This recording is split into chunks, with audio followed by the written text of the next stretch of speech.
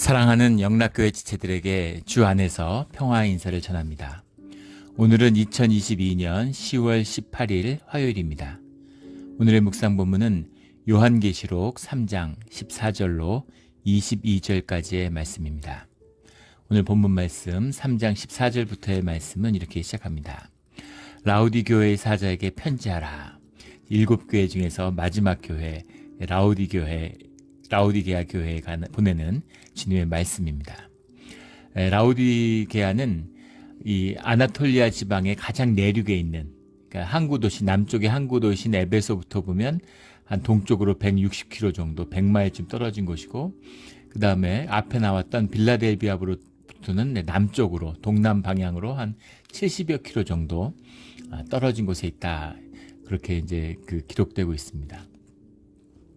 그리고 또 하나 이 라우디게아 교회가 또 성경 가운데서 의미 있는 것은 우리 골로새서로 알려져 있는 이 골로새 교회, 또 우리 히에라볼리라고 하는 바울이 개척했던 히에라볼리, 골로새, 라우디게아가 모두 바울의 말씀으로, 바울의 사역과 깊은 연관이 있는 그런 교회였다라는 사실이 기록으로 남아 있죠. 그 라우디게아 교회에게 주님이 주시는 말씀인 것입니다.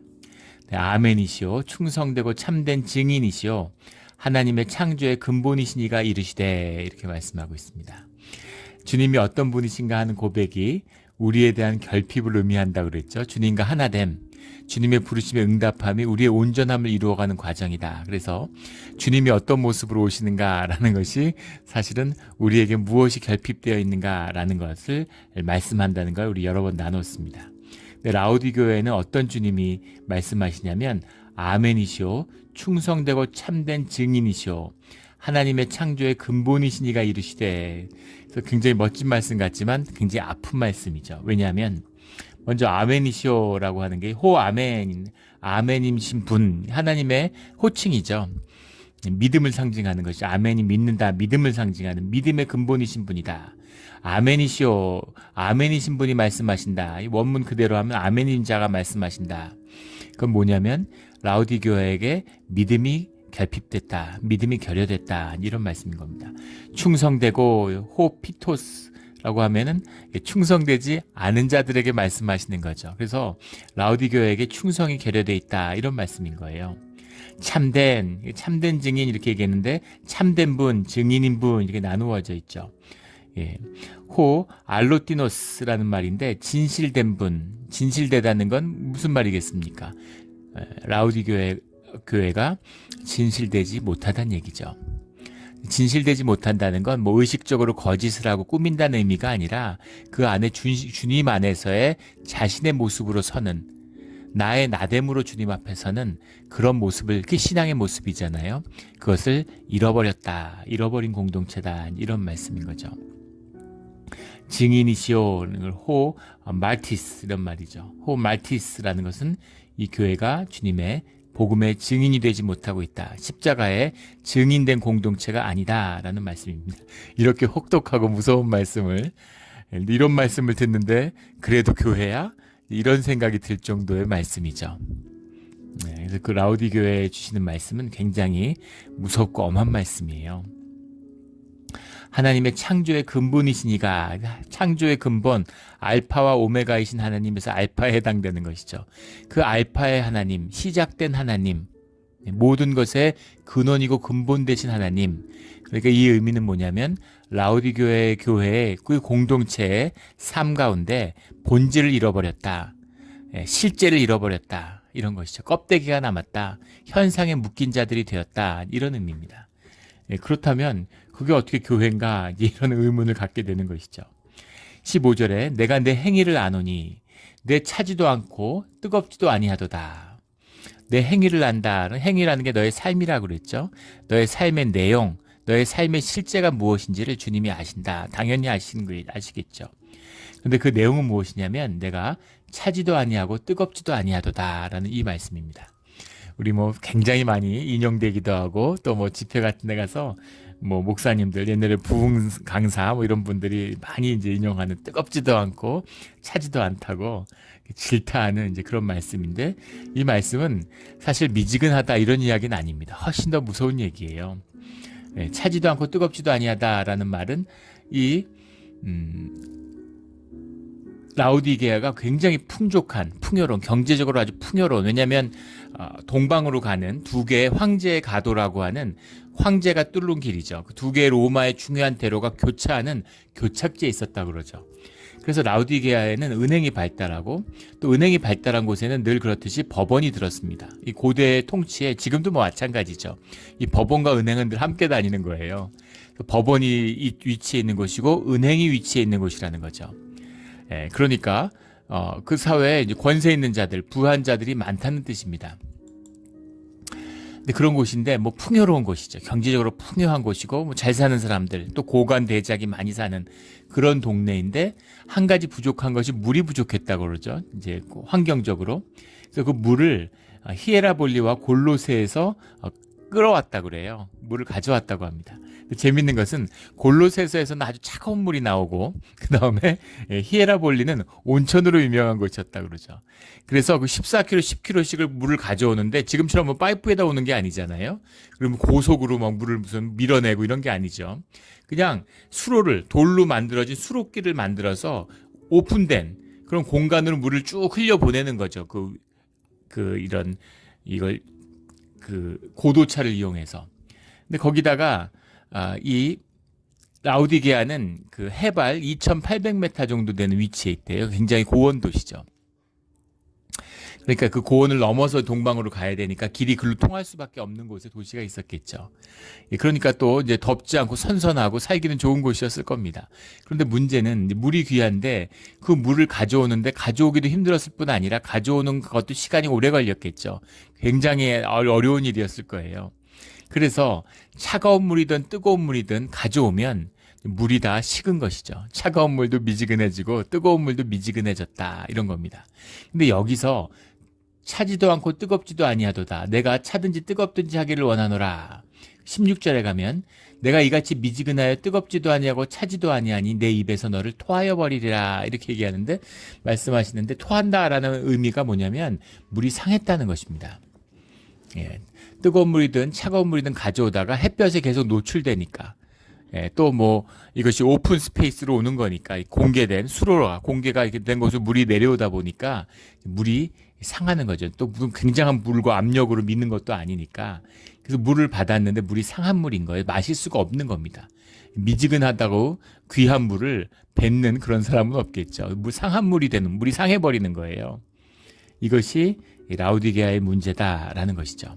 이 말씀은 뭐냐면 뜨겁지도 차지도 않다. 뜨겁다라는 건 이제 복음에 대한 열정, 하나님의 신앙의 삶에 대한 열정, 진리에 대한 열정, 구원에 대한 열정이죠. 이게 뜨거움으로 표현되는 거죠. 우리가 뜨겁다, 그 사람은 참 신앙이 뜨거운 사람이야, 이렇게 얘기하잖아요. 차갑다라고 하는 것은 그런 주님을 향한 마음이 차가워진 것이죠. 세상에 속했다는 이야기입니다. 세상에서는 마음이 차가워야죠. 예. 세상에 늘 어렵고 힘든 사람들이 많은데, 내가 부자인데 가난한 사람들이 많아요. 근데 마음이 따뜻하고 마음이 뜨거우면 그러면 힘들겠죠. 그걸 나눠야 되니까. 누가 뭐든 사람들이 굶어 죽거나 말거나 나는 부자고 내 돈을 더 쌓아야 되겠어. 예. 차가운 마음이죠. 차가운 것입니다.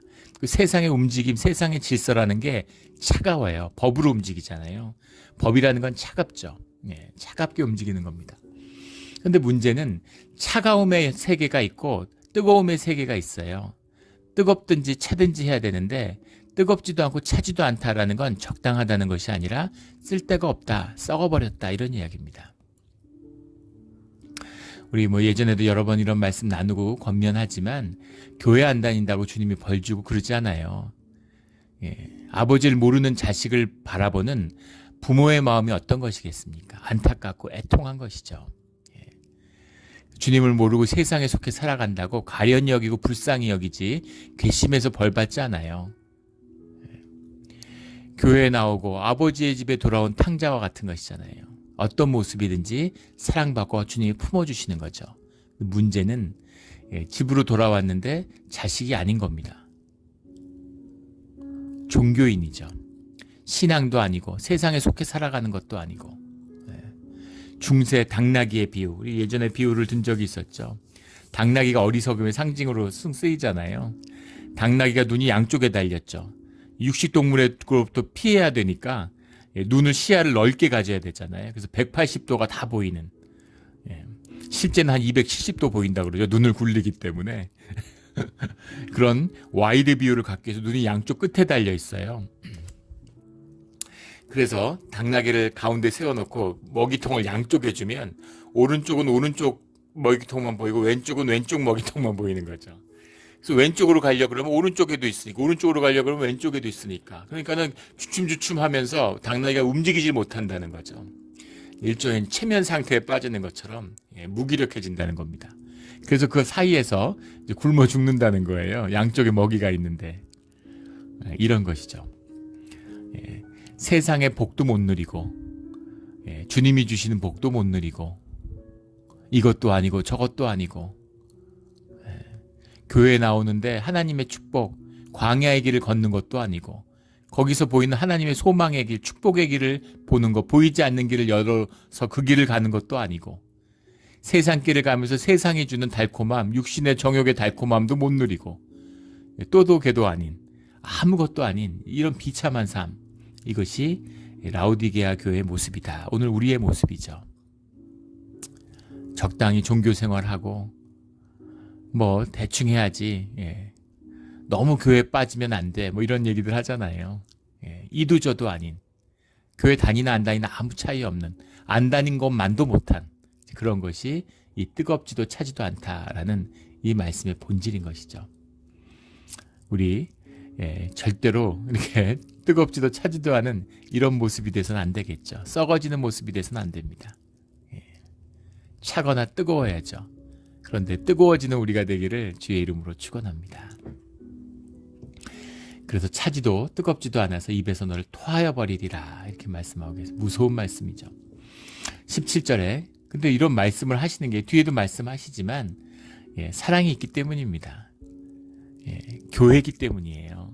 교회는 주님의 몸된 것이잖아요. 주님의 몸된 교회잖아요. 주의 하늘 가족이잖아요. 자식을 바라보는 부모의 마음을 생각하시면 이 말씀의 의미를 알겠죠.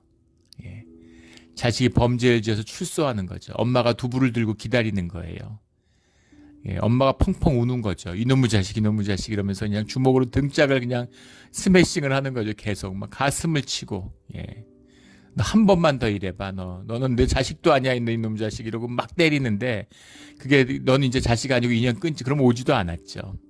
자식이고 끊을 수 없기 때문에 너무 아파서 울부짖는 것이죠. 이런 아픔의 사랑, 이것이 라오디 교회에 보내는 주님의 사랑이다 하는 것입니다. 이것은 본질의 얘기예요. 본질의 얘기입니다. 겉으로 보기에 라오디 교회가 도시도 좋고 살기도 좋고 그리고 교회도 부유한 거예요. 사람들도 부유한 겁니다.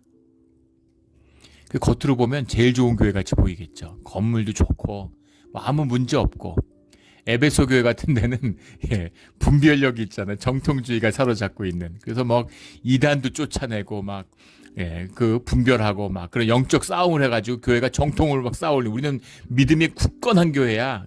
아, 잘했다. 근데 너희가 사랑이 없구나, 이렇게 말씀하시는 거예요. 근데 라오디 교회는 그런 게 아닌 겁니다. 본질, 신앙, 믿음 이런 걸 잃어버렸어요. 하하호호하고 와서 친교 나누고 교양 있게 멋진 옷을 입었는데 오늘은 좀 교회 가서 한번 선을 보여줘야지. 이거 뭐 어디서 샀어요? 이러고 막 이제 그런 세상의 이야기. 그렇다고 뭐 세상의 모임도 아니고. 이 뭐냐 이거죠. 이런 모습, 그런 교회가 되고 말았다 하는 그런 것에 대한 질타입니다. 17절에 내가 말하기를 나는 부자라 부여하여 부족한 것이 없다 하나. 잘 살고 돈이 지배하고 있는 거죠. 부족할 것이 없는 풍요로운. 그런데 내 곤고한 것과 가련한 것과 가난한 것과 눈먼 것과 벌거벗은 것을 알지 못하는도다. 가난한 것, 가난한 걸 좋게 좋은 사람이 누가 있겠습니까? 눈먼 것, 벌거벗은 것. 굉장히 그 상징적인 의미가 담겨 있죠. 가장 부자 동네예요. 그런데 실제 겉으로 잘 사는 것 같지만 가난하다는 겁니다. 그리고 이 라오디게아에는 의학교가 있었는데 안약을 파는, 정확한 그 안약이 뭐 남겨져 있지 않고 조제법이 남겨 있지 않지만 안약이 굉장히 유명해서 여기서 나오는 그 안약을 바르면 눈병이 낫는다. 그래서 안약이 유명했다고 그래요. 안약으로 유명한 곳인데 사실은 눈이 먼 것이죠. 보지 못하는 거예요. 안약이 먹히지 않는, 부자인 것 같지만 가난하고, 안약이 되니까 눈이 뭐 요즘으로 하면 이제 아주 명의가 있고 안과가 있어가지고 눈에 대한 질환을 다 고치는 것 같지만, 눈의 질병, 그 동네에 사는 사람은 눈의 질병이 없는 것 같지만 다 눈먼 자들이 되었다, 이런 것이죠. 벌거벗은 것을 알지 못하는 것이다. 잘 사니까 옷도 잘 입었겠죠. 근데 거기다 더 더해서 트레피어라고 하는 이 로마 시대의 유명한 트레피어가 옷인데, 검은 양털로 짜는데 이 아나톨리아 지역에 검은 양을 키워서 검은 양모를 이렇게 짜가지고 옷을 만들었다고 그래. 겉옷은 아니고 되게 속옷을 입었다고 하는데, 그게 트레피어입니다. 트레피어가 지금도 기록에 남아있을 정도로 그게 아주 유명한, 여기 뭐 그러니까 그런 모직 산업이 발달했으니까 지금도 뭐 패션 의류가 발달하고 뭐 명품 의류가 있고 이러면 이제 그 동네가 잘 사는 동네가 되잖아요. 부자들이 옷을 사 입지 뭐 가난한 사람들이 옷을 사 입지 않으니까 패션의 중심지인 거죠. 그 트레피어라는 옷이 유명했는데, 그렇게 고급 옷을 입고 아주 고급진 옷들을 입는 것 같지만 너희들은 벌거벗은 자들인 걸 모르는구나, 이런 말씀인 거죠. 이런 겁니다. 제가 그 99년에 처음에 미국에 왔는데, 미국 공부하러 왔을 때 그 제가 공부하던 뉴욕에 있는 학교가 그 신입생들이 있는데 불과 이제 19살짜리 남매 학생입니다. 근데 그 19살짜리 학생인 둘이 쌍둥이에요. 근데 걔들이 매일 뉴스와 신문에 나오는 거예요. 그런 그 억만장자의 무슨 기업의 이런 그 손자입니다. 근데 얘네들이 어른이 되는 날 아버지를 고소했어요. 소송을 했습니다. 그래서 할아버지가 주는 유산이 있었는데 문서를 조작하고 뭐 재산을 빼돌려서 아버지가 자신들에게 와야 되는 유산을 착복했다. 근데 미성년일 때는 아버지를 상대로 뭐 소송을 할 수가 없답니다. 그래서 뭐 그래가지고 그게 이제 양쪽에 또 그 뒤에 뭐 굴지에 뉴욕에 또 로펌들은 다 뉴욕에 있잖아요, 본사들이. 그런 거대 로펌들이 이제 붙어서 끝이 없는 이제 싸움을 시작한 거죠. 계속된 폭로전과 매일 그게 뉴스에 나와요. 가난한 것이죠. 재산이 수십조 있으면 뭐합니까? 가족도 아니고. 그 애들이 어떤 삶을 살겠어요? 10대의 삶. 먹여주고 학교 보내줬다고 부모가 아니죠. 아버지가 아버지 되고 어머니가 어머니 돼야 자식의 삶이 피어날 수 있는 겁니다. 생명의 법칙이죠. 근데 아버지를 상대로 소송을 하면서 싸우는데 그 아버지도 뭐 어떤 인간이겠어요. 돈이 가족을 그렇게 망쳐버린 거죠. 예전에 한국에서 뭐 갑부죠. 창업자가 죽은 지 세월이 수십 년 지났는데 큰아들하고 셋째 아들이 소송이 붙었어요. 둘 다 재산이 뭐 수십조 되겠죠. 그런데 숨겨놨던 유산 몇 조가 드러나니까 그걸 서로 차지하겠다고 싸우는 겁니다. 뭐 그런 일들은 뭐 뉴스에 너무 많아서 뭐 뉴스거리도 못 될 것 같죠. 이해할 수 없죠. 돈에 뭐 무슨 권세가 있는지. 어떻게 그렇게 거기에 묶여가지고 그렇게 비참해질 수가 있는 건지. 돈이 있으면 부유해지고 돈이 있으면 신분이 높아지고 돈이 있으면 뭔가 고상해지고 사회에서 상류계층으로 살아야 될 것 같은데 천박하고 짐승같이 사는 거예요. 멋진 옷을 입고 좋은 차를 탄다고 했는데 삶은 비참한 것이죠. 얼마나 비참하고 공공한 삶을 살겠어요. 그런 걸 말씀하는 것이죠. 그래서 가난하고 눈이 멀었고 벌거벗었다, 이런 겁니다. 멋진 옷, 최고급 트리피 옷을 입고 다니지만 너희들이 벗은 수치를 모르는구나, 부끄러움을 모르는구나, 이런 거죠. 가난한 것과 눈먼 것과 벌거벗은 것을 알지 못하는도다. 그 홍콩의 유명한 그 재벌 있죠. 통신으로 유명해진 재벌인데 그 자식들이 또 뛰어난 경영자로서 이제 능력을 보여줍니다. 근데 자식들이 이제 뭐 이렇게 겸손하고 괜찮은가 봐요, 사람들이. 그러니까 이제 보통은 이제 뭐 우리 한국에도 그렇고 나오잖아요. 뭐 재벌 2세, 3세, 4세 되고 이러면 막 엉망진창인 애들이 많은데 그래서 어떻게 자식들을 이렇게 훌륭하게 키웠느냐 이렇게 얘기하니까 그 창업자가 뭐라고 얘기를 하냐면 홍콩에서 아이들을 키웠는데 어릴 때 아이들을 보니까 아이들은 여기서 크면 안 되겠구나 하는 것을 어릴 때 알았대요. 특별하다고 생각하는 거죠. 특권의식을 갖게 되는 겁니다. 근데 인간을 망치는 가장 좋은 방법이 특권의식을 심어주는 것이죠. 마귀의 계계입니다. 세상을 그렇게 분열시키고 이간질시켜요. 조선시대 같은 거 보십시오. 다 가난하고 다 못 먹고 못 사는데 뭐 특별한 것도 없는데 특권의식이라는 거 심어 제지양반 운동이라고 하는 너 양반이야. 족보 만들어. 뭐가 양반이고 뭐가 무슨 양인이고 뭐가 예, 천민입니까? 예. 원래 양인이고 양반이라는 것은 이제 그 공무원을 의미하는 거죠. 무반과 문반을 의미하는 건데 그래서 양반인데 조선시대는 평등한 양인을 지향하는 사회였어요. 유교의 이념이죠. 양반의식이라는 걸 심어가지고 제사 지내고 예, 족보 있으면 제사라는 것도 무슨 뿌리 깊은 무슨 우리 민족의 고유한 것처럼 다 거짓입니다. 조선 초기의 기록에 보면 조선실록 같은데 제사 지내다가 곤장 맞아서 죽은 사람 이야기가 나와요. 제사는 궁중에서만 지내는 거예요. 종묘에서만 지내는 겁니다. 근데 그 임진왜란이 지나면서 완전히 사회체계가 붕괴되고 그냥 아무나 제사를 지내는 거죠. 양반을 드러내야 되는데 드러낼 게 없으니까 제사고 족보를 만드는 것으로 양반임네 하는 거죠. 특권의식입니다. 특권의식을 보상으로 주는 거예요. 오늘 북한 같은 사회를 보십시오. 북한 사회 평등사회를 만들겠다고 하면서 계층이 49계층으로 나누어져 있다고 그러죠. 예. 세계에서 집단 아사가 일어나는 20여 개국 중에 하나인데 내전이 없는데 사회가 붕괴되지 않았는데 집단 아사가 일어나는 나라는 북한밖에 없답니다. 기가 막힌 악한 권세가 작동하고 있는 것이죠. 어떻게 이렇게 비참해질 수가 있습니까? 그들 붙잡고 있는 것이 특권의식이에요. 강냉이를 먹어도 내가 너보다 낫다는 거죠. 우월의식을 갖고 그런 걸로 뻐기는 것이죠.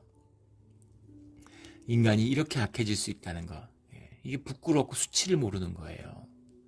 이 눈먼 자들의 벌거벗은 자들의 모습이죠. 눈먼 자들의 도시라고 하는 노벨 문학상을 받은 그런 그 유명한 소설책이 있죠. 알 수 없는 질병이 퍼져서 눈이 머는 겁니다.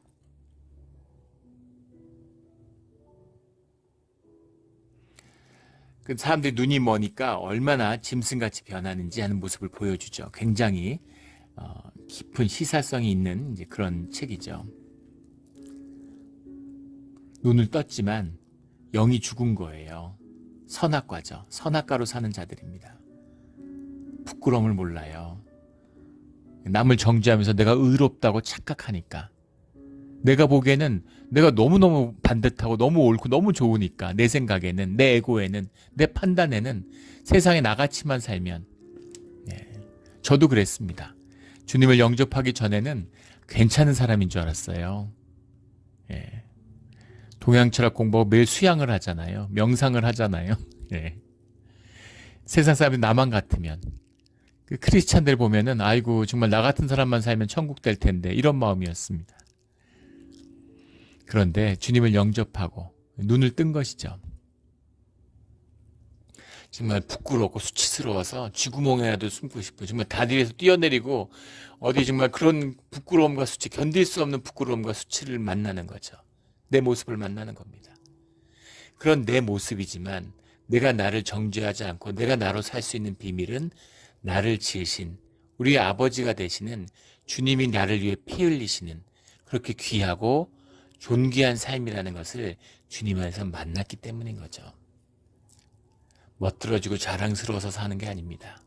부끄럽고 수치스럽지만 우리가 주님께 사랑받고는 귀하고 존귀한 존재이기 때문에 그 믿음으로 살아가는 것이죠. 주님의 사랑을 만나서 거듭나는 가난하고 눈멀고 벌거벗은 것이 아니라 주님 안에서 부요하고 주님 안에서 광야의 길에서 삶의 길을 바라보며 늘 주님의 의를 덧입어서 떳떳하고 당당한 삶을 사는 그런 주의 자녀들이 되기를 주의 이름으로 축원합니다. 18절에 내가 너를 권하노니 내게서 불로 연단한 금을 사서 불로 연단한 금, 정금같이 귀한 존재인데 불로 연단했다라는 건 고난이죠. 고난이 선물이 되는 거죠. 고난을 겪어서 그 어려움 가운데 우리가 성품을 닦고 믿음을 닦고 주님께 의지하는 법을 배워서 이 광야의 길이잖아요.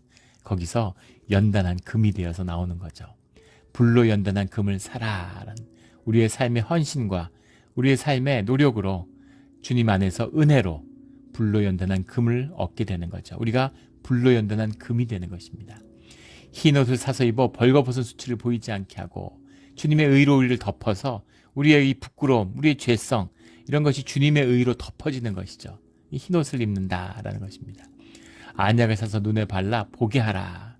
예, 그 안약은 주님이 주시는 안약, 십자가죠. 우리의 육신의 정욕을 못 박는 그럼 눈이 떠지는 겁니다. 눈을 발라서 보게 하라. 봐야 되는 것이죠. 예. 19절에 물은 내가 사랑하는 자를 책망하여 징계하노니 그러므로 내가 열심을 내라. 회개하라. 주님의 권면의 말씀입니다. 내가 사랑하는 자라는 말이 필로라고 돼 있어요. 예, 보통 사랑한다는 말이 아가파오라는 말이 쓰이는데 아가파오를 안 쓰고 필로를 썼기 때문에 이것에 대해서 차이를 두려는 분들이 많습니다. 근데 그럴까? 근데 그렇게 뭐 해석하는 것도 근거가 없는 것은 아니죠. 왜냐하면 우리 요한복음에 보면 그 베드로가 주님을 3번 부인한 다음에 이제 부활하신 주님을 만나게 되죠. 그래서 네가 나를 사랑하느냐 이렇게 물어보시잖아요. 다 사랑하느냐로 3번 되어 있는데 앞에 2번은 아가포스메 이런 말입니다. 그리고 뒤에 한 번은 필레이스메 이런 말이죠. 그래서 아가파스메라는 말은 네가 나를 사랑하느냐 이런 말이고 뒤에 필레이스메라는 건 네가 나를 좋아하느냐 뭐 이렇게 차별을 둘 수 있겠죠. 사랑과 그 뒤에 있는 필로라는 말은 이제 우정, 보통 뭐 이런 깊은 어떤 뭐 동지적인 결합 뭐 이런 의미로도 해석하는데 요한복음의 문맥에서 보면 네가 사랑하느냐 묻는데 답을 못 하잖아요. 네가 나를 좋아하는 했니? 이런 의미로 볼 수 있겠죠. 약간 톤 다운된 그런 뉘앙스로 볼 수 있습니다. 그래서 여기서 이 라오디게아를 향해서는 필로를 쓰지 않고 아가파오를 쓰지 않고 필로를 썼다. 뭐 이렇게 주석을 다는 것이죠. 근데 그거 맞지 않아요. 예. 문맥적으로 봐도 교회입니다. 주님의 몸된 교회인데 예. 나는 내 몸을 사랑하지 않아. 나는 나를 사랑하지 않아. 예, 그게 말이 됩니까? 예, 주님의 교회를 향해서 사랑하기 때문에 주님이 징계도 하고 책망도 하시는 거죠. 예, 문맥적으로 봐도 사랑하는 자를 책망한다라고 말씀하시는데 좋아하는 자를 책망한다 그렇게 했어요. 이것은 이제 같은 의미로 봐야 될 것 같습니다. 예. 저희 큰애가 예전에 한번 얘기를 하는데 여자친구를 만났는데 이제 사귀는 거죠. 근데 뭐 이제 전에 지난 얘기죠. 예, 고등학교 때 얘기입니다. 그런데 이제 지금 대학생이죠. 그런데 저한테 그 얘기를 하면서 여자친구가 너가 나를 사랑하느냐고 물었다는 거예요. Do you love me? 하고 물었겠죠. 근데 우리가 뭐 얼마나 만났다고 내가 널 사랑하겠냐. 그럼 내가 널 좋아한다고 그랬다는 거예요. 그 여자가 굉장히 서운해하고 화를 냈대요. 그래서 제가 그랬어요. 저도 뭐 그런 건 잘 모르지만 뭐 연애 이런 건 잘 알지 못하고 경험도 없지만 야 너희끼리 사랑한다고 하나 좋아한다고 하나 그게 무슨 차이가 있냐. 예. 그 상대방이 여성이 원했던 건 너 마음에 좋은 마음 호감을 확인하고 싶었는데 그 호감을 표현하는 표상이잖아요. 언어가. 그 언어로 뭐 좋아한다고 했던 무슨 사랑한다고 했던 뭐 그냥 뭐 썸이라고 하던 무슨 표현을 쓰던 무슨 그게 차별성이 있냐. 뭐 그런 얘기를 해줬던 기억이 나요. 표현하려는 마음은 같은 것이죠. 근데 여기서는 사랑한다고 하던 뭐 그것을 좋아한다고 하던 그 의미는 하나입니다. 엄마가 자식을 좋아한다고 하든 사랑한다고 하든 무슨 차이가 있어요. 다 사랑인 것이죠. 그 사랑하는 자를 책망하여. 근데 책망하다라는 말이 이제 뭐 야단치다 이런 의미가 아니라 엘렌초라는 말인데 엘렌초라는 말이 낮춘다는 뜻입니다. 사람을 낮춘다. 예.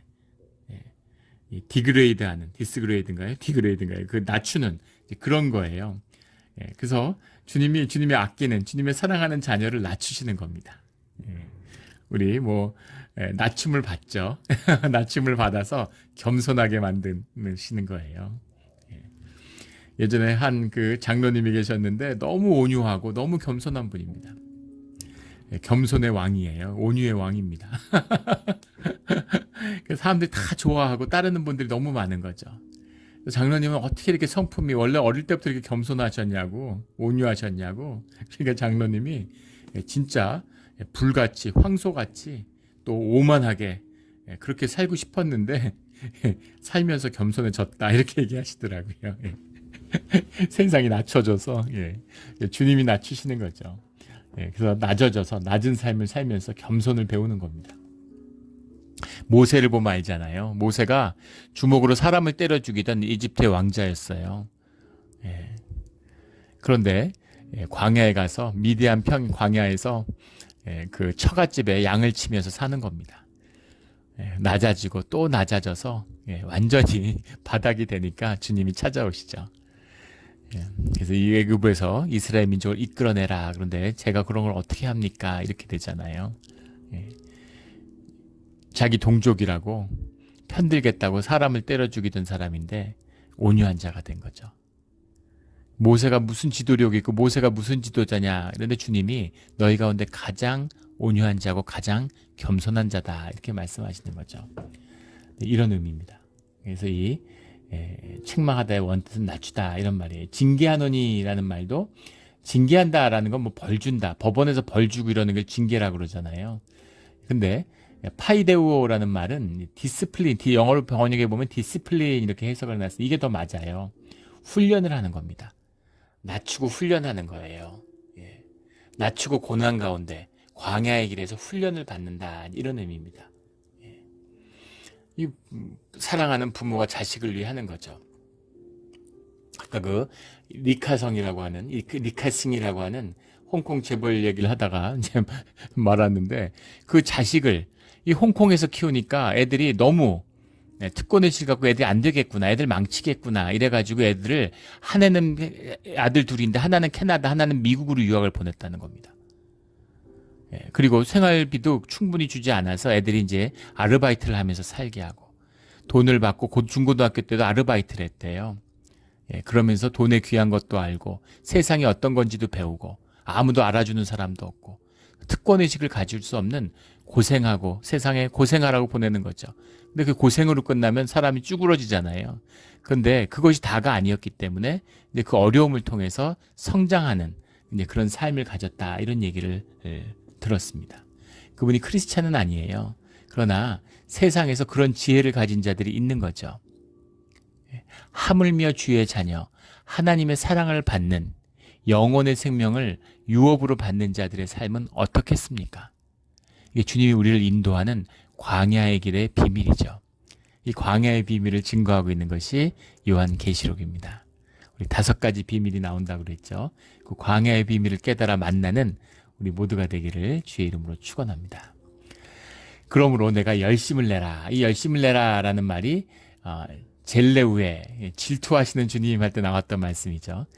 비 질러스. 이 질러스라는 말이 젤레우에라는 말에서 왔죠. 사랑하니까 질투하는 거죠. 그런 열심을 얘기하는 겁니다. 그런 더 사랑하고 더 아끼는 그런 열심이 있어야 된다. 이런 그런 자가 돼야 된다. 이런 것이죠. 사랑의 본질이죠.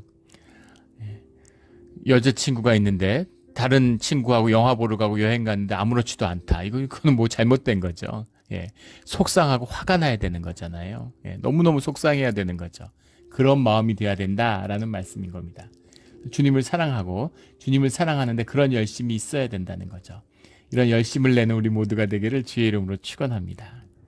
20절에 볼지어다 내가 문 밖에 서서 두드리노니 누구든지 내 음성을 듣고 문을 열면 내가 그에게로 들어가 그와 더불어 먹고 그와 나와 더불어 먹으리라. 같이 식사를 하는 것, 이게 가족이잖아요. 우리말에 식구라 그러죠. 먹는 입 이런 말이잖아요. 같이 밥을 먹으니까 가족입니다. 너희가 나와 가족이 되겠다. 예수님의 삶이잖아요. 죄인들과 함께 식사하는 주님, 그런 주님이죠. 문 밖에 서서 두드리노니 주님이 놓고 하시는 거예요. 찾아오셔서 문을 열어드려야죠. 안으로 모셔드려야죠. 이 두드린다라는 말이 진행형 계속 두드리고 계시는 겁니다. 노크를 똑똑똑 하면서 기다리고 계시는 거죠. 문을 활짝 열고 주님을 영접하는 우리 모두가 되기를 주의 이름으로 축원합니다. 주님은 기다리고 계시는 거죠. 야, 니들이 뜨겁지도 덥지도 않고 토해버리겠다 이렇게 말씀하시는데 진짜 토하실 것 같으면 이런 말씀도 안 하시죠. 그런데 이 말씀을 하시는 것은 문을 열고 회복돼야 된다. 이런 뜻이 깊은 사랑이 있는 것입니다. 사랑을 만나야 되는 것이겠죠. 21절에 이기는 그에게는 내가 내 보좌에 함께 앉게 하여 주기를 내가 이기고 아버지 보좌에 함께 앉은 것과 같이 하리라. 이렇게 말씀하고 계세요. 보좌에 함께 앉는다라고 하는 이 말씀이 재밌는 것은 이것이 엔토트로노 이렇게 되어 있습니다.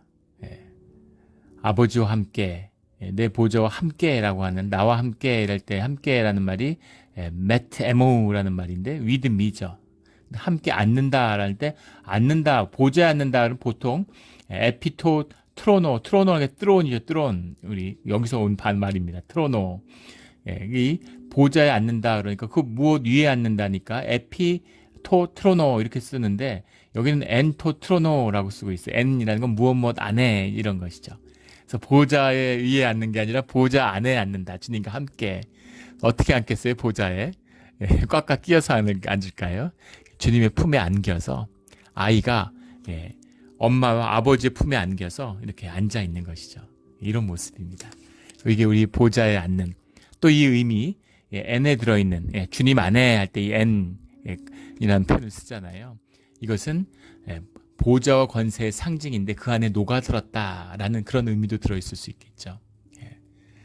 보좌와 주님의 영광과 주님의 권세 아래 영원히 머문다. 그것과 하나가 되었다라고 하는 교회의 삶이고 또 우리를 향한 주님의 부르심입니다. 이것이 너희의 상급이 된다. 이런 말씀이죠. 이기는 자들에게는 이기는 자가 크리스찬이라고 그랬잖아요. 이 고난의 길을 이겨내는 자들. 이기고 또 이기는 계속 이기는 거예요. 주님이 함께 해주시기 때문에 주님과 함께하는 자들이죠. 22절에 귀 있는 자는 성령이 교회들에게 하시는 말씀을 들을지어다. 이 교회를 향한 주님의 귀한 말씀 이 말씀을 우리의 삶으로 받아 생명으로 누리는 우리 몬트의 영락교회 우리의 하나 한 분 한 분의 삶 가정이 되기를 예수 그리스도 이름으로 축원합니다. 아멘. 기도드리겠습니다. 하나님 아버지 감사합니다. 오늘 라오디게아의 모습은 정말 부끄럽지만 이 모습을 보면서 우리 자신을 떠올리게 됩니다. 우리가 정말 눈이 멀고 벌거벗은 수치를 모르고 가난하게 살았습니다. 모든 것 우리가 주님 안에서 부여할 수 있고 우리가 주님 안에서 진리를 보며 우리가 주님 안에서 이 부끄러움을 가릴 수 있는 건 모든 것이 전부 온전히 주님의 은혜 때문임으로 인해 다시 한번 감사를 드립니다. 주님 보혈로 덮어주시고 보혈의 십자가의 은혜로 인도하여 주시옵소서. 감사하며 예수 그리스도 이름으로 기도드렸습니다. 아멘.